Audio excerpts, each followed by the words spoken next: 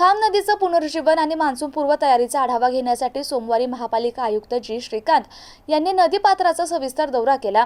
दौऱ्याची सुरुवात करताना आयुक्तांनी नदीच्या कायापालटासाठीची आगामी कार्ययोजना स्पष्ट केली। विशेषतः नदीपात्राचं वैज्ञानिक सीमांकन करण्यावर त्यांनी भर दिला।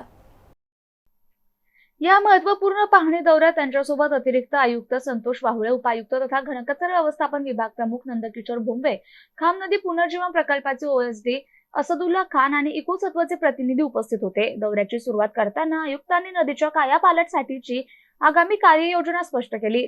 विशेषतः नदीपात्राचं वैज्ञानिक सीमांकन करण्यावर त्यांनी भर दिला। बारापुल्ला दरवाजापासून हर्सुल तलावापर्यंतच्या सुमारे 6.5 किलोमीटरच्या परिसरात नदीचं खोलीकरण, रुंदीकरण आणि पिचिंगचं काम युद्धपातळीवर पूर्ण करण्याचे निर्देश त्यांनी दिले, जेणेकरून नदीचा प्रवाह अबाधित राहील आणि शहरात पूरस्थिती निर्माण होणार नाही।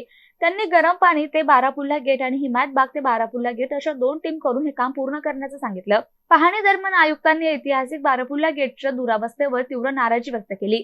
एकेकाळी बारापुलासाठी ओळखली जाणारी ही वास्तू आता अतिक्रमणामुळे केवळ 10 पुल्ला उरले असल्याचं त्यांनी निदर्शनास आणून दिलं।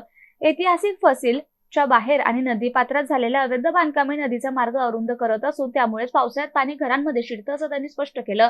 यावर कडक भूमिका घेत त्यांनी अतिरिक्त आयुक्त संतोष वाहुळे यांच्या नेतृत्वाखाली अतिक्रमण विभागाला ही सर्व अवैध बांधकामे तात्काळ हटविण्याचे आदेश दिलेत।